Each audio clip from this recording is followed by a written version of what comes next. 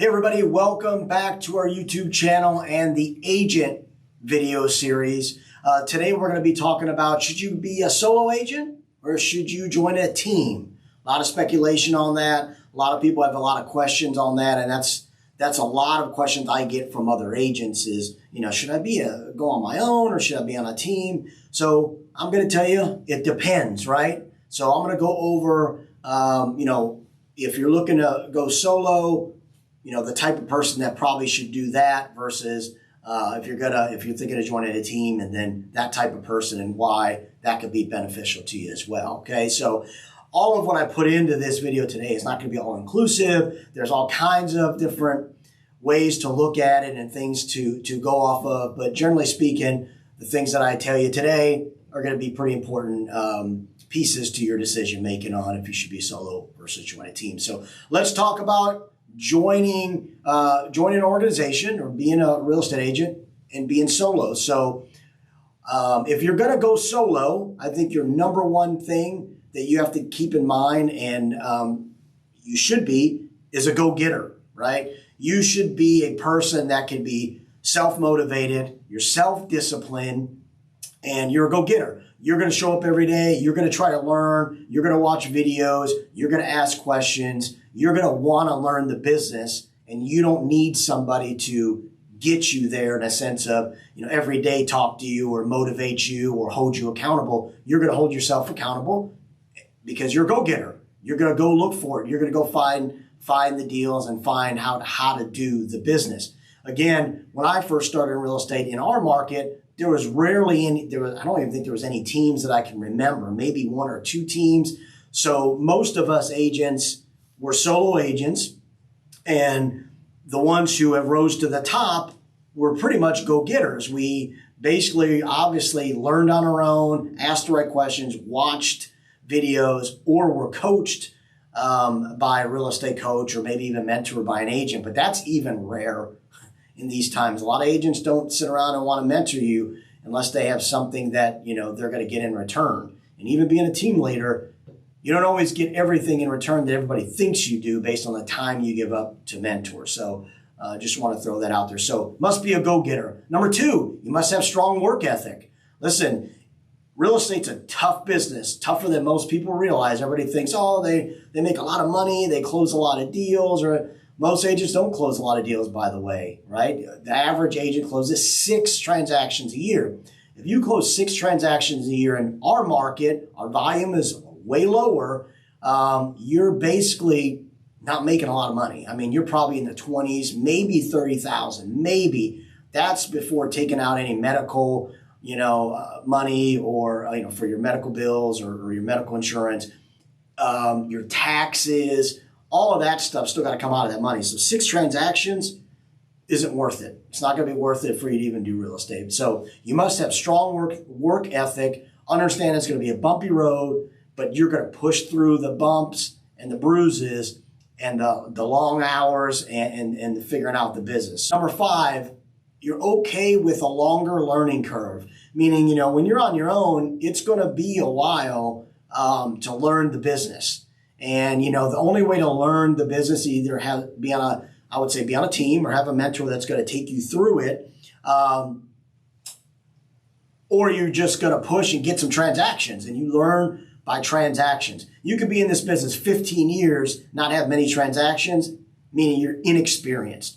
You could be in this business 1 year, have 48 or 50 transactions because it's been done. You're experienced. You're more experienced than some agents for years. So it's transactional based. So understand, being on your own, you have a slower learning curve. You just will. Unless you're ultimately really a go-getter, really somebody who's going to be all out every day, all the time. Also, another piece to being a solo agent is you're more commission focused, meaning you're not worried, but you're thinking more about the bottom dollar to every commission versus, if you're on a team, there's going to be some other things that you have to see a bigger picture and that could probably help you get from A to Z faster, but you're not going to make as much commission. So as a solo agent, you're probably focused more on how much money can I make, and that's what I want to focus on. More money. I don't want to split it with everybody. I just want to make as much as I can, okay?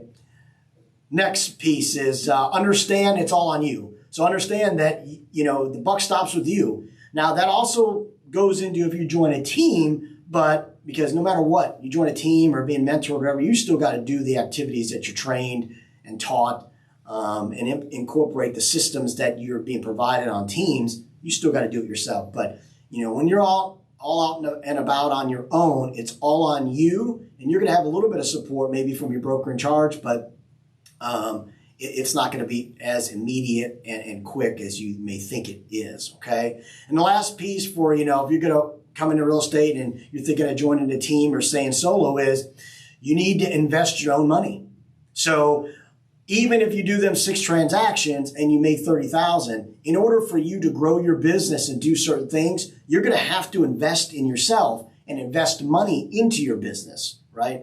As I get into the team piece, if you join a team or somebody who wants to join a team, you're going to see that every commission you make, although it's going to be smaller, right, because you're splitting with the team leader or the team, you're also getting things that's going to benefit your business that you don't have to invest in yourself. So that would be also coming out of your paycheck. Even though you make more commission, it's still coming out of your paycheck. You're going to have to deal with paying those bills, right? So again, these are things that, from a perspective of if you want to join a team or be a solo agent. So let's go over the solo agent steps one more time, or pieces where I think you have to consider. You got to be a go-getter. You got to have strong work ethic. You got to be disciplined. You got to be committed. You got to understand it's going to be a slower learning curve on your own. You're primarily focused more on making more money per transaction than doing more transactions. You understand it's all on you, and you have to understand you got to invest in your business from the money you do make to better your business and move ahead, okay? All right, let's move on to, if you're contemplating joining a team, here's the pros to joining a team, right? Number one, shorter learning curve. You're going to get more face time with your team leader for the most part and more mentorship on a team than you will on your own, no matter if you have a broker in charge or not, because that broker in charge is going to have to be around all the agents in the office, not just you, but all of them. So if it's 30, 40, 50, depending on how big your brokerage is, he or she is dealing with all of them and the drama and recruiting and the back end stuff. You're just not going to get as much face time, and your learning curve, if not a go-getter and doing it on your own, it's going to be a longer curve than joining a team. So a shorter learning curve, you're going to learn the business a lot faster, right? Agents on my team, usually about 18 months, they understand the business pretty well and almost pretty much can go out on their own almost at that point because they know how to generate their leads and they know the business well enough, okay? 18 months on your own, a lot of agents aren't even close to that. And a lot of agents have come to our team with more than 18 months, and they learn more in that time frame with us than they did in 18 months to 2 years, okay? Another piece to consider when joining a team, zero money invested for you. Now, everything you close, a portion of that split goes to the team leader or the team, right? But understand that you're going to have systems in place that's made other agents successful before you. And the agent that's the team leader has established these systems and or policies and support personnel like a transaction coordinator or office manager, videographer, photographer. All these people are going to be there already in place to help your business, and you're not paying for monthly or out of your own pocket all the time, right? So you only are going to pay, split. You're going to split what you make with that team or team leader only when you sell something. Remember that. People always want to say, oh, as I start selling, then it becomes a problem. I've had that on my team. An agent came to my team, didn't sell anything for almost 2 years, came to my team, now he or she sold a lot more houses. Then it became a problem of splitting things and commission split. But the setup around him and her helped them sell more houses, and it made them disciplined, and it provided certain things for them. So always remember that as well when thinking about joining a team. All right, so zero money invested on your side until you actually sell something, and then that goes to the team. All right, you have to see the bigger picture is the next one. Number 3 is be able to see a bigger picture. And that means that you're part of a team. Things are already established and usually successful by the time you join this team. So you're joining something that is already successful, right? I always look at it as whatever sports team you like, if they're very successful, you joining them, you're a part of that team. You have to bring something to that team as well because you're going to get mentorship, accountability, systems, support, leads. All these things are going to be provided for you on a split that you will provide to your team leader or the team only when you sell. And there are agents who join teams who don't invest in the team and the systems and all that, and they don't sell anything. So the team leader, the team, and all that help train them and provide systems, and then it's never returned in any type of profit or split to that team or team leader. So always remember that as well. So you have to see the bigger picture, understand you're not going to make as much money per transaction, but you should in the long run based on the training and things you're getting versus a solo agent.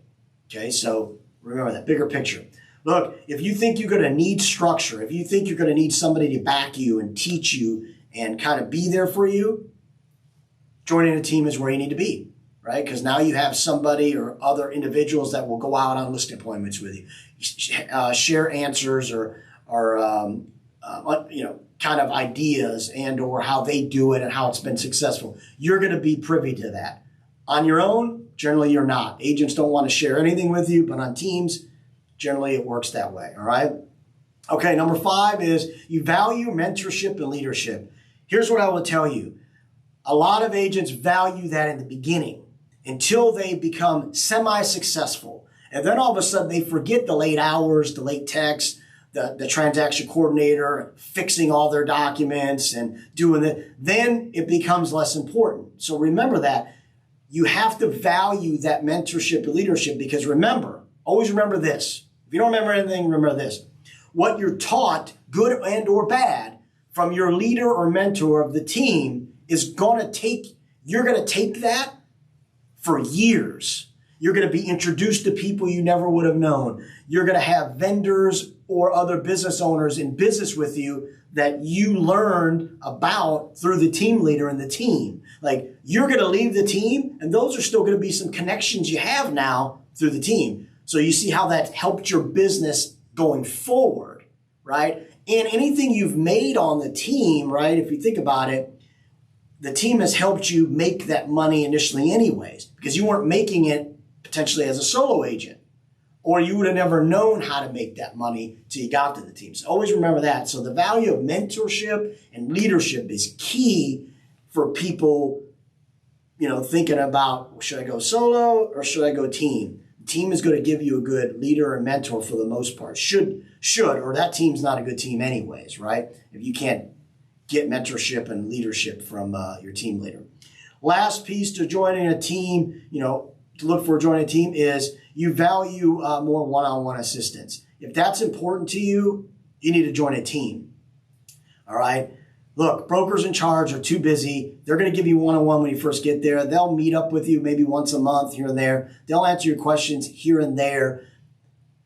A team leader, a good team leader, is going to answer your questions daily. Be there to talk you through difficult transactions. The transaction coordinator has and the other support personnel are going to be there to help you as well. You don't just get the team leader on a lot of teams. You get the whole structure to help your business. So, all right, hopefully this helped you. I know it was a little longer video, but hopefully this helped you understand, like if you're an agent out there, should I be a solo agent or should I join a team? So these are the things I think you should keep at the top of your mind when you're thinking about which one's going to be beneficial for you or better for you in your career moving forward. So, all right, until the next video, have a great week, even better weekend. Take care.